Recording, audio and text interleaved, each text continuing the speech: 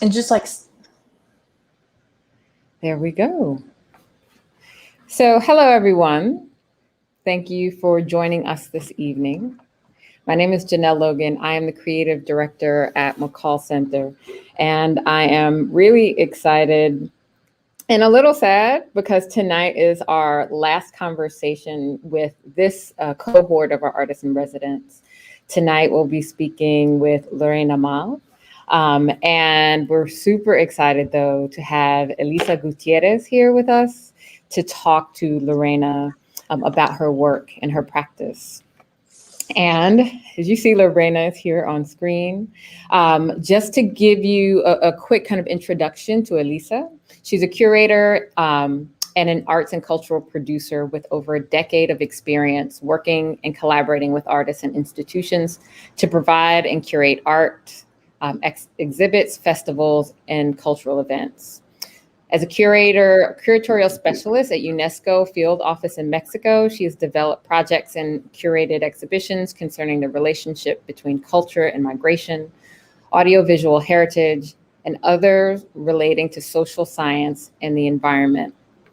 And so when we were thinking about this conversation, Elisa in conversation with Lorena is perfect because of the nature of the work and their ongoing relationship. In terms of exhibiting and upcoming projects. So we're really, really glad, Elisa, that you were able to join us today. As mentioned, Lorena is one of our current artists in residence. And she actually is kind of exciting because this year we had a hybrid model for our residency where artists were able to either be here in Charlotte or to remain in their home studios as a result of COVID. And so Lorena is actually currently in Mexico City. So she is joining us from Mexico, and thankfully through digital media and our experience at this point with COVID, we're really able to have this conversation. So some housekeeping things. I will go away and allow Elisa and Lorena to really have a very kind of open conversation. We encourage questions and participation. So if you have questions, please type them in the chat, either on Facebook or make comments in YouTube. We will see them. And then at the end of the conversation, we'll bring those questions up so that we can also have that conversation. This should be interactive. We hope that you, as you participate in the conversation, not only are informed about like Lorena's practice, but really ask questions about the ideas that you're exploring or things that were raised as part of the conversation. And as always, thank you for being here again. So, Elisa, I will turn this over to you. Thank you. Thank you, Janelle, so much for this invitation. And thank you to McCall Center for this amazing opportunity to once again speak with the amazing Lorena, which is always a pleasure to do. So, how are you? Good. All good. All good in the studio. Awesome. So I thought about starting this conversation with one thing, because we've known each other for a while now, and we've had a lot of conversations, and I know a lot of your work. But for this occasion, I was like going back to the website, looking at some of your projects, and then I kind of like thought of something that it was never that clear before, to know and to notice how it is so present, this thought of what has been lost in your projects, like things that have been lost that don't exist anymore, or it seems that they don't exist anymore. And I thought that it's really amazing how you bring all those things back to the present, not by looking at what is not there, but not by looking to what it's there, but by looking at what is not there, to the voids. So I was wondering if you wanted to talk a little bit about that approach, and how is it that you normally decide to take up on this type of projects? Yeah.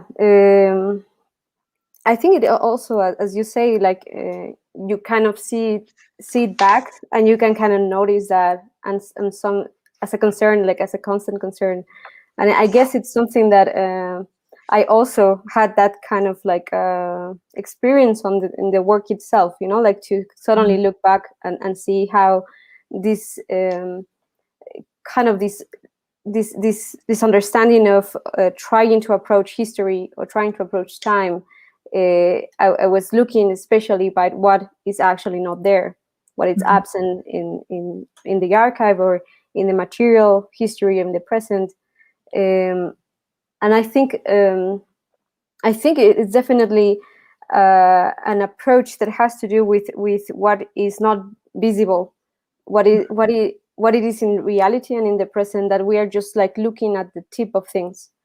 And I mean, maybe if I maybe think about how living in Mexico like actually brings some of those kind of experiences all the time. As you know, you are like above so many layers of stories and materials, and still just see the things that just like make it way through, you know.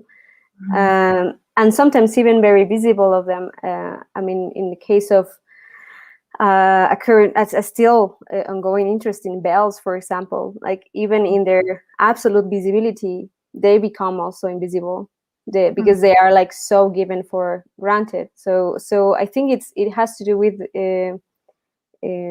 like taking attention to those conditions of visibility and what that visibility means in political or social or perceptual means.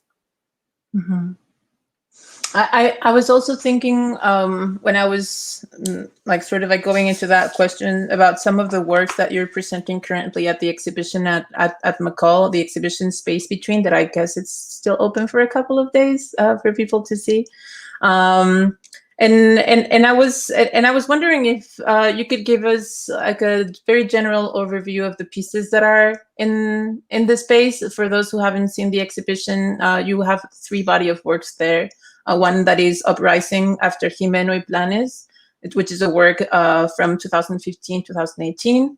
And then you have Variations from 2019. And then another work called The Pulse Clock from 2013. So there's like all this very like different timelines.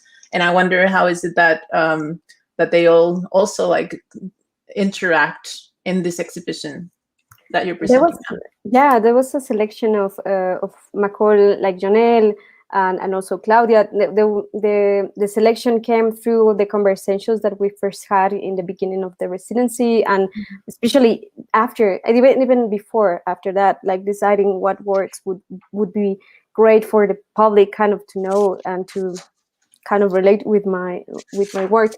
And I think it is a dialogue that never, it's a dialogue that I never put these works into conversation before.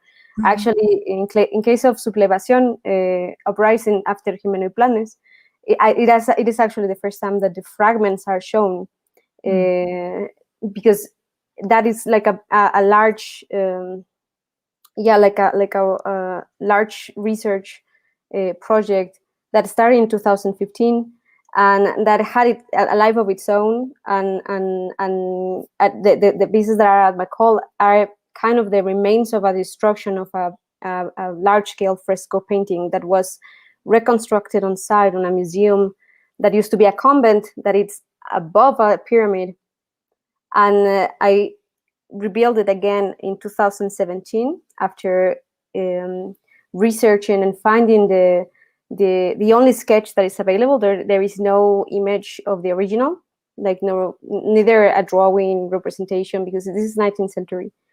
And there's only a sketch that was like kind of like a mystery. I really like these moments of research that is not just about documentation, but it's more like going out there, like having these encounters, like having beyond the field somehow, like finding these kind of pieces together. Then that sometimes, as you said, like you realize that maybe that's the end of the road. That there is no other piece. You know, that is even the people in that are like most specific to those researches, they conclude that there are no ways to keep it back. So in 2017, I did this reconstruction with the collaboration of two painters and two artists, that us three were like returning this image, but also kind of like returning it with a lot of, some of the bidimensional like distortions that had to do with the way the archive was, the archive material that was based on, and also a material return, because I was able to do kind of a research in collaboration with the Laboratory of Conservation and Physics and National Heritage here in Mexico, that studied some of the mural paintings on the side, and were able to tell me like what were the materials, like the original materials used in this and other paintings. And so that was really interesting also to kind of like attempt to bring back also the materiality of that painting, not in a way maybe a restorer would do it, because that the common practice is like actually to restore things by using like current or present material, so you can tell the difference in time. So when they are studied, you are able to see the layers. Mm-hmm. And here I was more interested about like going like to that time, or like trying to go to that time and make like a parallel present somehow of all the things that were lost in this kind of reality, like bring them in like a second possible life of other reality. So the fragments of the destruction of that painting, that was a very specific painting, that for me had to do a lot with the place. It had to do so much with it was reconstructed exactly where it was turned down by the earthquake in 1845, and where it disappeared. And my idea was actually originally that to destroy it. Like I felt it was like too specific of that side. And when we were trying to do that, it was actually through, I was filming, we were like there for quite some time, like hitting the image, really like trying to tear it apart, but also like trying to do that in a way that the camera didn't saw the source of the heat, as kind of like performing the earthquake into the image again. And after quite some time, like I realized like there are some fragments that I thought it was gonna like fall apart very fast, because it is like 2 millimeters thick, the image, like the fresco preparation, and it just didn't. And so what it's at my call is like these little fragments, very small fragments. Some are bigger than others, but that were like the remains of that destruction process. And there's also some of larger elements also that I kept, that I felt like they wanted to kind of resist, and in a way it was also quite like an encounter, because that image is the only representation that lives from the killing of Ixmiquilpan, like a little community, like near Hidalgo. And that image, it was so strange from the beginning, and it brought so much memories, even to people from Hidalgo that were in the museum, that said like they didn't even remember that event. They didn't have that neither memory or that information about their own history of a near town where they lived in. Of course, in Mexico City, we didn't even. Also, it's not something that is talked about, and the painting as well is lost in history. So there was a lot of questions about these things that are lost in memory, like what is that is decisive in what stays kind of in our current history. And sometimes like monumental gestures in nature, like there happens some things that are not even political or historical, which it's also common, but also had to negotiate with the landscape to be remembered. Yeah, I think it's that is such a fascinating project for me. I mean, the whole idea of thinking of this reminders of a mural that went through this research to find like the only one sketch that is available from that really terrible event, which is the massacre of Ixmiquilpan, and then reconstruct this image to then destroy it, right? And to kind of like think of this as even as a healing action, right? To kind of like go back to it, understand it, share it with the people that should in theory know about it but don't, like revive that history, and then also not changing that history. Like that mural was destroyed by this natural force that was changing the landscape, and in that sense kind of like respecting that, leaving that that destruction factual, but sort of like bringing it back to life for others to like take part of that of that memory in a way. And I link this also with the whole idea that it's very present in your whole work, which is the idea of a living archive.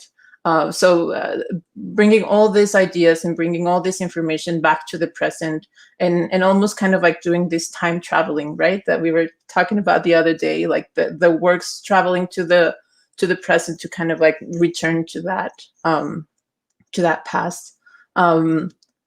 Yeah, I don't know if you want to say anything about that part of the living archive, maybe. Yeah, I remember this. We were having this conversation. I was telling you that I kind of hate monuments. Yes. That was kind of the main thing about also thinking about the living archive. I think about it in a lot of ways, and also in letting images have a life of their own, and yeah, be recalled again and have another kind of life again. And definitely, as you say, like like respecting that those other lives that they also had, to kind of have new conversations, to kind of activate them in a way, like they become the images, like the some of the sculpture works, like the work in general, like becomes kind of like has this potentiality in many cases that I'm really interested on, like to not make things that are fixed, but things that are like visibly something that it will change. It has the potential to change with others and to change within itself. So, for me, like it's really important. I think that I mean, I don't think in a better way of making like true history and true memory. Kind of, you have to do that all the time, and yeah, I find very problematic to try to make objects that don't like allow that, because it happened. Then, yeah, eventually they will have to be torn down, right? And then I was also thinking of going back to this idea of all these pieces being in the exhibition, of this cycle that uprising after Jimeno y Planes had, right? Because it was a cycle, it feels to me. And then I think of variations also as a cycle, right? Like, I don't know, maybe you can speak a little bit about variations, and then we can make the link with the idea of the cycle. Yeah, maybe I can also share some images, and maybe even there's a let me check. Yeah, that would be amazing. For the ones that are not in Macol, and also. Yes. So I will go, yeah, I will. This is uprising, right? After Jimeno y Planes, and we can. This is small fragments that are still kind of part of something in the image, and are now encasted on this. It has like plaster and concrete and also stone.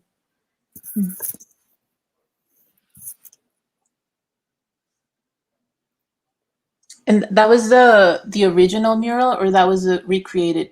Oh, that was like recreated. Yeah, this was the Terry, and this is the original, for not the original, but the documentation of the sketch for the original, which is like 2 steps still away.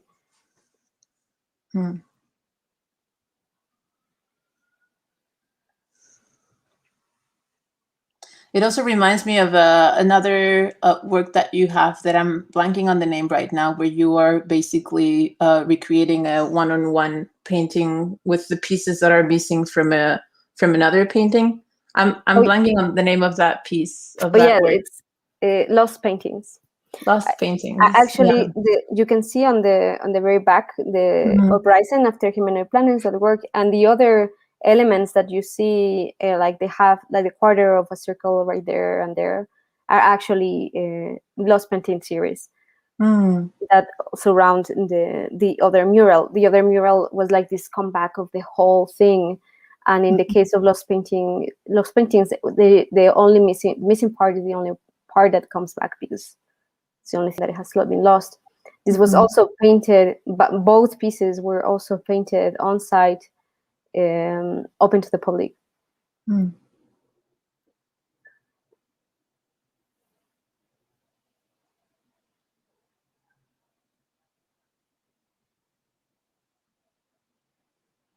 These are like elements of the painting that are not visible to the eye.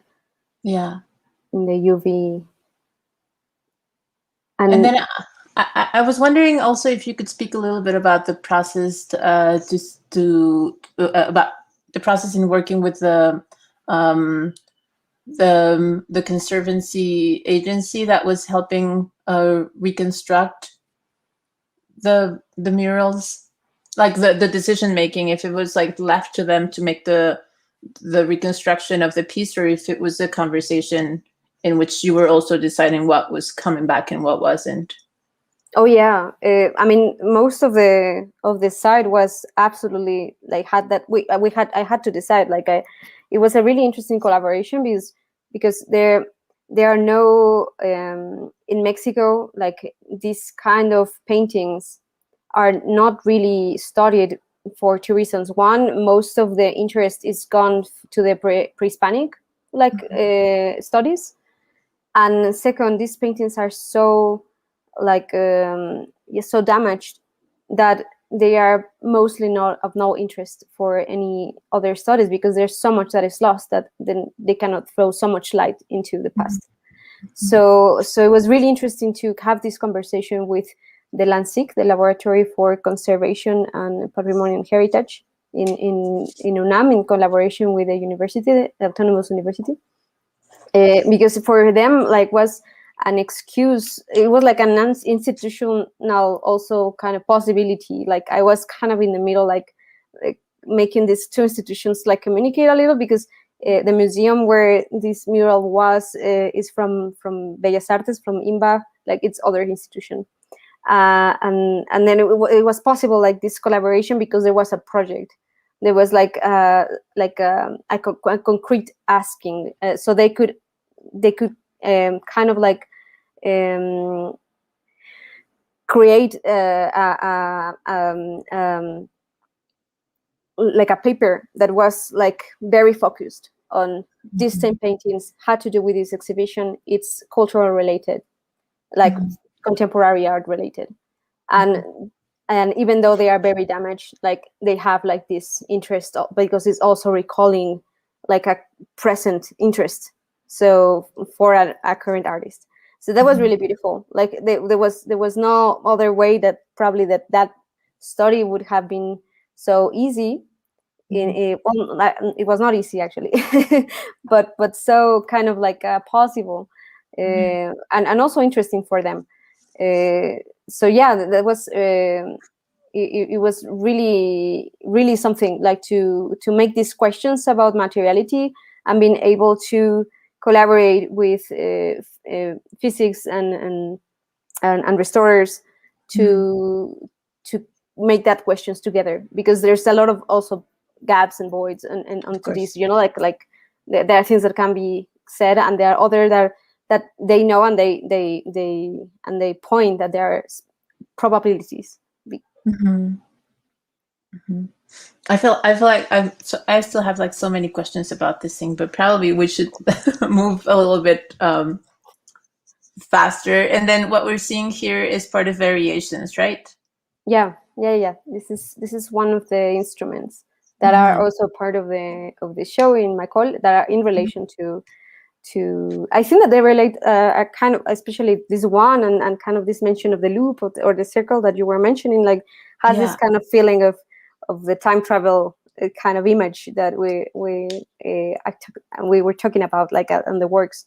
Yeah, and I'm also thinking of the process when you made this, because if I'm not wrong, the metal to produce these pieces would come from other. There was like a whole relationship, right, with the bells, and then with the firearms, and then with other elements that were like, right. It is more like the relationship of my interest in the metal in metal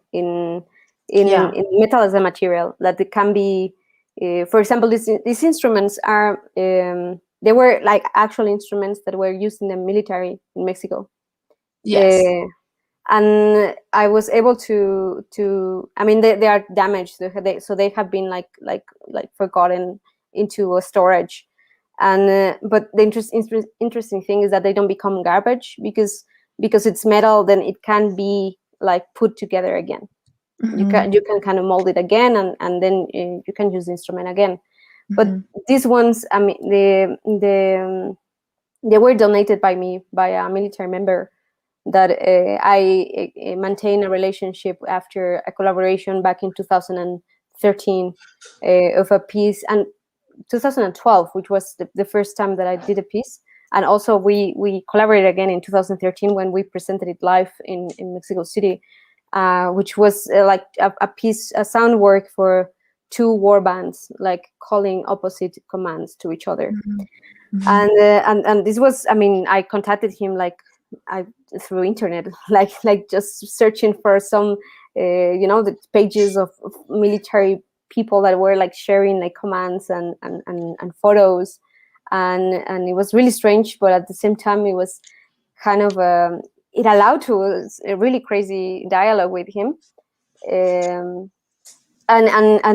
then after so many years, like he knew I was looking for like some instruments, and he was like, oh, we have this in the storage. And what I did is like work with them as a material in the studio, and thinking a lot about those kind of ideas, like how time representations and history representations, how to think about the instrument, of how we think the representation of time, and also the instrument itself as in the case of a historical instrument and a political instrument as well. So they kind of have this relationship between. And then and then these are several pieces, the ones that are presented in the show, right? This also, I mean, I presented before like one. This is the first time that all of them are together as well. So and some of them still work. For example, this one. I was going to ask that. Yeah. This one makes you deaf, but works. Yeah. I guess that here there are like two different ways that I want to take eventually. One is your relationship with sound on one side, which I know that is very important in your work. And then the other one is your relationship with time. And then perhaps we can talk a little bit how the two of them kind of like converge also in your work. The other piece that you are presenting in this exhibition is the pulse clock, that I believe speaks more about your interest in different ideas of time and in ways of measuring time. So I don't know if you want to tell us a little bit about that piece. Yeah, I think it's a beautiful like connection, because I think that I've learned a lot about time through sound. I mean, contrary on the image that comes in a very immediate way, or in a very very very very short time, like how we see, it's like almost like instantaneously. Sound needs time for it to be understood, to recall memory as well. I mean, when we need kind of some memory of things that we have heard to make sense of sound. And so it's impossible kind of, or I mean, to hear something that makes sense to us in the everyday. It's because we heard it before, we recall a memory, and also we let it unfold in time. So you can kind of like know what's, you need at least some seconds. So in an image that doesn't happen. And for me, that kind of like comparing that experience of how I was kind of like making sense, how I make sense of the world, how we make sense of the world in those perceptual terms, like allowed me to kind of like learn a lot about listening, and that kind of like helping me also to understand the image in different terms and in my terms. Image and in general, like also how to think about even how to think also material terms in some cases. Like for example, the paintings, Lowe's paintings, and uprisings, probably this is the first time that I worked with painting as a medium, and it came from working from working on a residency with fresco. Well, I mean, the project was still there, but things got clearer when I was in this residency, and it had to do a lot to think about the painting not in terms of flatness or completeness, but more in terms of depth, of kind of like the materials that are like accumulated, the support, that when in the fresco is very clear, that there's a material that soaks, that it's water, that it's like a kind of like to apprehend kind of the pigment, and that relationship like became for me really interesting, and kind of that's the relationship that I started like that lead me to engage with a painting medium, or I think of questions about painting. I remember one thing that you said the last time we spoke that really stayed with me, that that you were trying to find how from the sonic, from the audible, you could make you could make questions to an image, in terms of like that approach to images from a different perspective. I wonder if you can go a little bit deeper on that thought. Yeah, I don't know. I remember like a dear friend said like some days ago that I mean, the ear is all vibration, right? And it's not just the ear. Like the sound is all vibration. It's like touching distance, but it's not just the ear. It's like the body, and it goes through. And if we can listen also with the body, then we can listen also with the eyes. Like it is also there, like having that relationship as well. Yeah, I think yeah, as you mentioned, like when you kind of like don't, I think it for me was like unlearn things that I come from the visual arts, and I was trying to unlearn how to see or give for granted how we see, and kind of like the rules of seeing, like the how the composition is done, how like color and weights on the image, and try to unlearn that. For me was important to kind of like be in contact with other ways of experience that for me are very clear, and that then I can kind of bring them to the image and to objects, like to and when that happens, I think that some of the things that happen is that it becomes more kind of vibrational. Kind of like a living thing, like this image that has this relationship to us, that this object that also could surround us in a way as sound does, and what are the relationships of this image to and light to also space, like it brings so much other kind of like ways to approach the world, that for me like it continued to be really interesting, like open other ways of asking. I really love what you're saying, and it makes me feel like there's another full circle here I'm thinking of like this vibration of this sound generating like this ripple effect, right? Like these waves that create this expansion of things, and then kind of tying it back to the idea of like this expanded characteristics from the piece that the uprising, the sublevación de Jiménez Planes, and in thinking of like this mural existed as a deconstructing thing and an expanded thing, and I feel like that's kind of like how sound also works, right? Like kind of like it disperses, and then when it disperses, the frequencies are still there, but you cannot put them together. You don't see it, and you don't detect the sound. And I feel like there's a really interesting relationship with what you did with the other piece in terms of allowing those pieces expand into like different spaces when you were like destroying this image and in creating this other relationship. And as you say, the way you sort of approach image, right? Also through this perspective of other senses. Yeah, I actually didn't. I mean, definitely, I think it kind of influences the way I think about material, because sound is a lot about material, but it's also not. It's also with something we don't see. You know, it's a mechanical force, but it's something that. So it is really perfect for me, kind of, to understand like complexity of something that is completely invisible and yet present.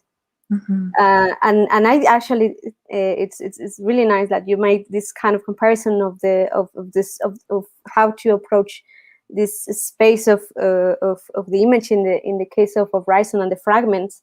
I had read it before as this material that for me and has a lot to do about the disappearance of things. You know, like things don't disappear. Maybe we just start hearing them.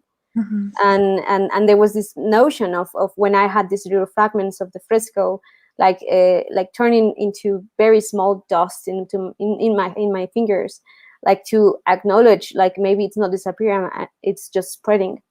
Yeah. But it's beautiful that it's also has to do with a lot of to understand that experience, like also in terms of how space and things kind of like maybe have their own ways to expand, right? Yeah, I really like that idea, and I also think that like going back to like the pulse clock, and then to other pieces that you've been working on, like the synchrony piece that we actually have been working for another project that we'll tell you in a bit. I think that this idea also of like living archive and living objects takes a really important presence. So I don't know if we want to like click forward and maybe jump into that. I don't know where that would lead us, but I will do it. This is click forward. This is click backwards. We're lost in time. Pulse clock is one of the other pieces in the show. Right, in spaces in between, right? Yes. Yes, and I think I think that one of the conversations had with Jonelle and also the interest of the it's speak about time, but it's also speak about kind of what it's kind of between, you know, the interval, the notion of the interval, you know, like what's between the beats, between kind of the marking of time. And in that sense, like this piece, I mean, it resembles a clock, and what it does is it's ticking in 3 different pulses, and they have to do with the pulses of human life. So we pulse when we are children, like we have like a faster pulse than when we are adults, and the slowest pulse when we are old. Like there's like a the clock actually works with variations of that tempo, of each of that tempo. Like it's not just a fixed a time or a fixed tick, but it actually has like each of them has a range, which was quite difficult to also produce in collaboration with industrial engineer like Beto Holguín and also electronic engineers, because it works not with a like a already done clock. It's not a found object, but it has to develop like three different motors, which are actually was also part of, was also interesting in this object, like because part of the there's also a fact that all clocks and all motors like eventually like kind of desynchronize themselves, or kind of like make themselves loose, like destroy themselves somehow.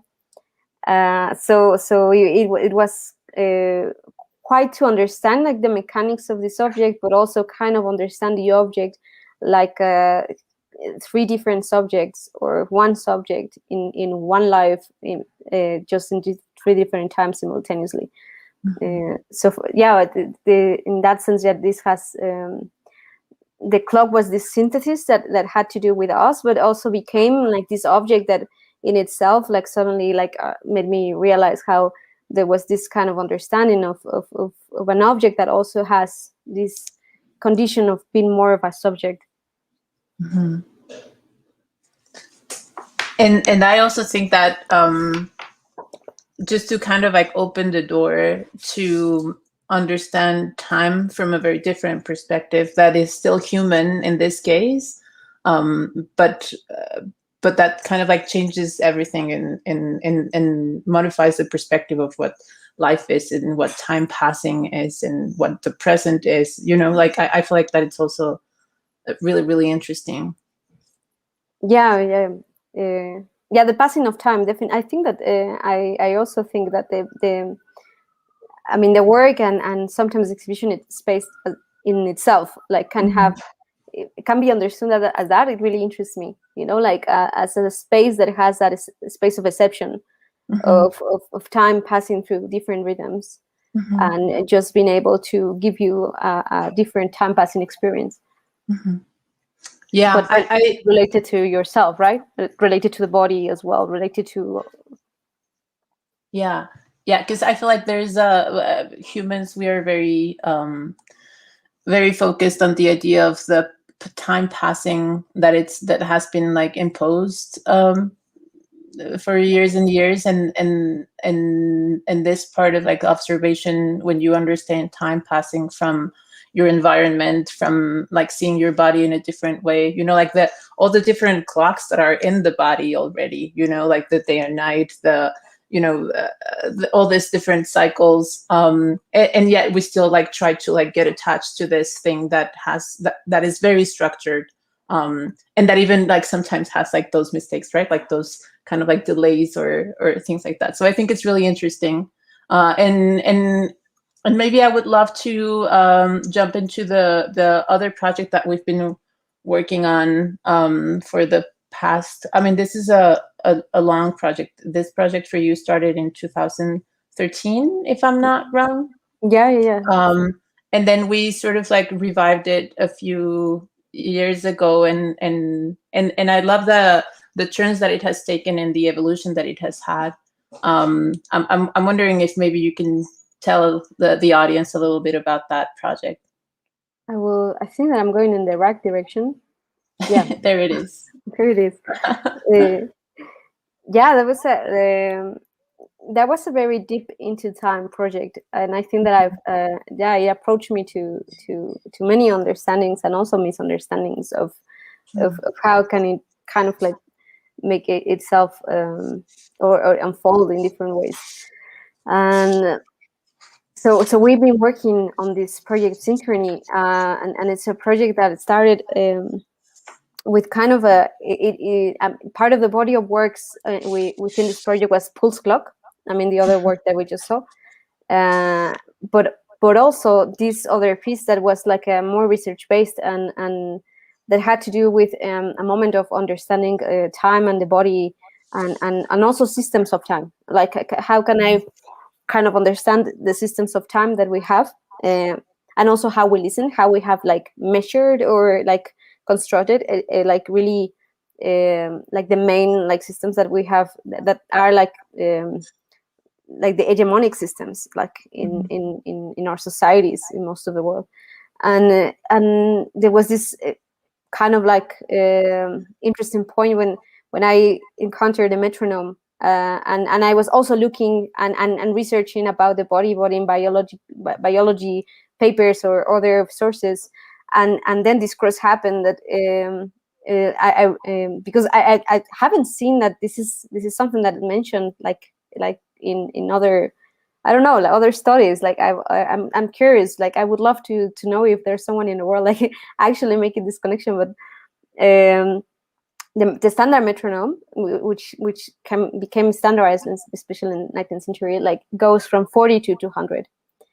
And then I was looking at these pulses of the human body and comparing them the children pulses and the sleep pulses and even the Guinness pulses, and the range of the human body goes exactly onto around 40 to 200. So 40 is the lowest that we can pulse, and 200, around 200 is the highest before collapsing, before heart collapses. And so the metronome became like this subject of study that was like this monument to human time, like this kind of like measure that spoke about human time and how we listen and how we structure how we listen. And so it was like a long research project that started this series of pieces, performance work. Like there's like so much on it that had to do with decentralize this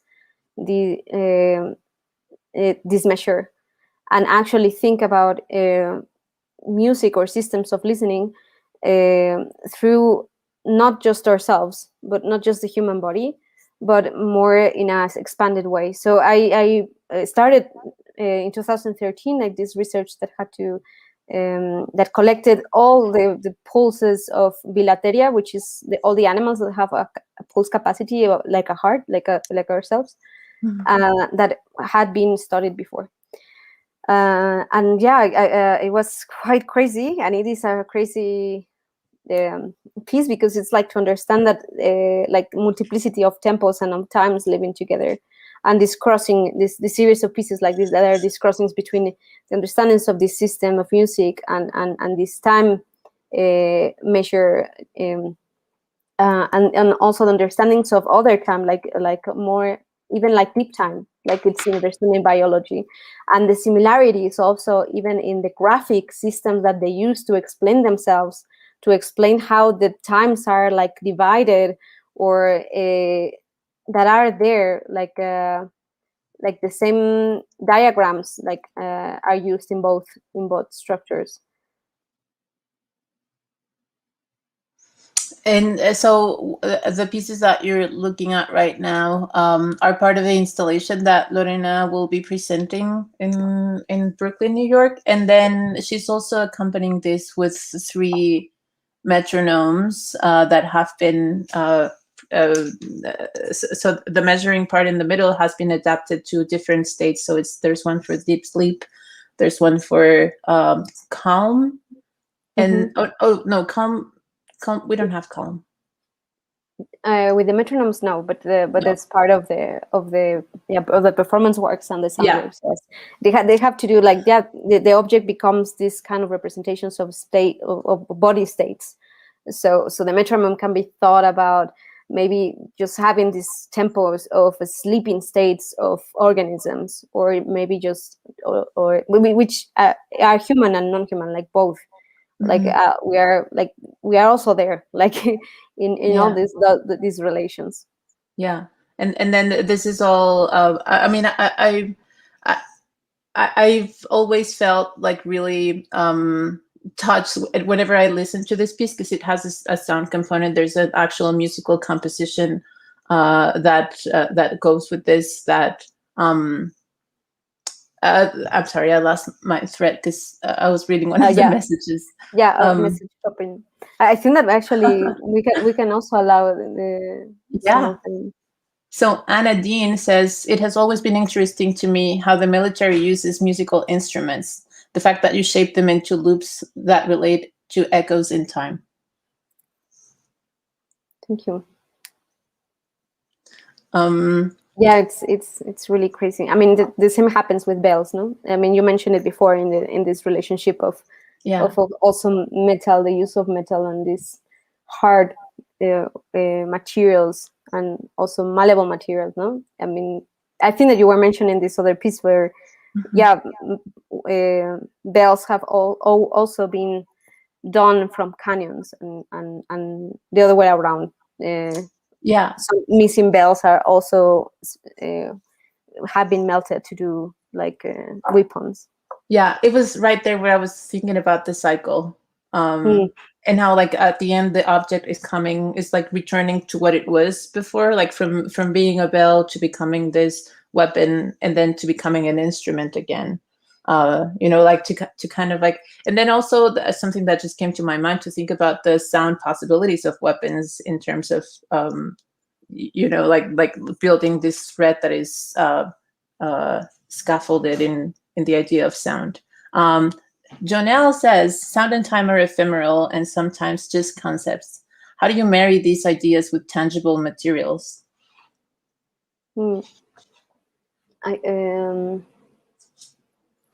I think that it's also maybe just to let kind of that that relationship, that sound like make the relation, because it's not just the concept, it's just more like the experience of sound. It's more like letting the experience of it, like the spatial, I mean, maybe in some terms, like it's not in some cases not literally like physical or material, but it kind of like the experience is like that builds something, and like in terms of space, in terms of also the relationship to distance, to memory, to even the body. So I think that I'm more like the way I kind of like put them together has more to do more like as conceptual way of understanding the sound, is more like an experience that like puts me in the right kind of direction of things, like not just conceptualizing something, but more like allowing the experience of it to guide the experience of other things, to this also my experience through materials, my way to see even kind of the image, like to the way the way you can like perceive something, and to kind of like perceive if it like asks time from you, for example, which is maybe something sometimes kind of complex, but to communicate. But it has more to do with those experiences more than just a conceptual framework that I just put one way to the other. So because I think that what would crack my head also. It's so interesting. I'm going back to like that first question that I did when I was like speaking about the things that are lost. But now that I think of it again and like listening you speak about all these things, I think that it's not perhaps about what is lost, or like what had been lost, or like considered lost, but what is considered invisible, more like. And that probably it's more accurate to what you're doing, like to working with this invisible thing, and then also in the case of synchrony, to working with this like invisible times of other animal species, to kind of like create this common ground to understand other times and other and other beings in different capacities. Yeah, I think that's really nice also to like that multiplicity, that capacity of inviting the multiple to be in the work, like that is not so easy. I think that sound like allows you to kind of think of those terms a lot. Mm-hmm. Yeah. Well, I think we're out of time. This has been a really beautiful conversation. Thank you so much. I think that Jonelle is going to come into the screen anytime now. Hi. I will stop sharing. Thank you both for that conversation. What I love about it is that I have more questions, I think, than answers, but I think that's the power of the work, right? That you consider and reconsider and question and push and I think learn from and challenge these concepts that we often think of as linear and concrete, and they're definitely not. And so thank you both for that. What I want to make sure, though, is that everyone you talked about working together, that you're working on a project together. I want to make sure that you have an opportunity to share how people can participate or keep track of and engage in the project. So if either one of you wants to share that, and then also if you can share your social media so that people can also follow the work and continue to engage with the both of you beyond the conversation. Thank you, absolutely. Thank you. Yes. So really quickly, the project that we're working on is a group exhibition called Common Frequencies that includes the work of Lorena and also Gilberto Esparza, Tania Candiani, Marcela Armas, and the Interspecifics Collective. And these are all Mexican artists that are working in the intersection of art and science, and somehow thinking about commonness, collectivity, collaboration. So all the pieces in the exhibition have sound components, and it's going to be presented at a venue called Biobat Art Space that is located at the Brooklyn Army Terminal in Brooklyn, New York. Opening on May 1st, so in a couple of days. And then throughout the exhibition, that is going to be 6 months and bilingual, by the way, we're going to have different events, including a concert of synchrony, where we're going to have 4 piano players playing Lorena's piece live. So that's going to be very exciting. So there is a website for the exhibition. It's called commonfrequencies.net.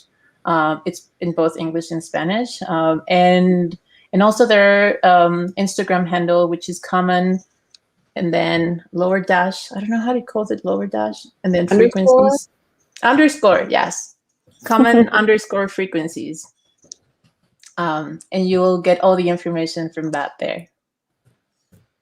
Amazing. And you can look at me at Lorena Mal, just together, and you will find me. And I'm putting it all there just so we can have it. Great. Thank you both so much for sharing. Lorena, it's been great. And I know you still have some days left with us, but it's really been great seeing your process and getting to know you and getting to know your work. And we're hopeful that we can continue the relationship. We value our alumni, and we often see our residency as the start of a relationship versus, our only part of the relationship. So thank you. And Elisa, thank you so much for kind of being open and willing to have this conversation. We're really excited to support the work that curators are doing kind of around the country, but then also especially when they connect with the artists that we're working with. So thank you for being here. As mentioned, today was our last artist talk for this series and for this cohort of artists in residence. They will be figuratively leaving us. Well, their term will end at the end of the week. But again, we'll stay connected. And then the next group of artists, our summer artists, will come in June. And so we invite you, the both of you, anyone who's watching, friends of McCall, to connect with them and to expand this kind of relationship with contemporary work. So thank you for that. And as always, if anyone is interested in really kind of joining the McCall kind of family, which everyone already is, but if you'd like to support the work that artists are doing, please consider becoming an igniter, and you can visit our website to learn about that. But please stay engaged with both Elisa and Lorena and explore the work. And hopefully engage in common frequencies, because it'll build a broader context for the work that's happening. So thank you again. And Elisa, this was really great. Thank you so much, Janelle. Thank you, Lorena. Have a great evening. You too. Great Bye. evening. Bye.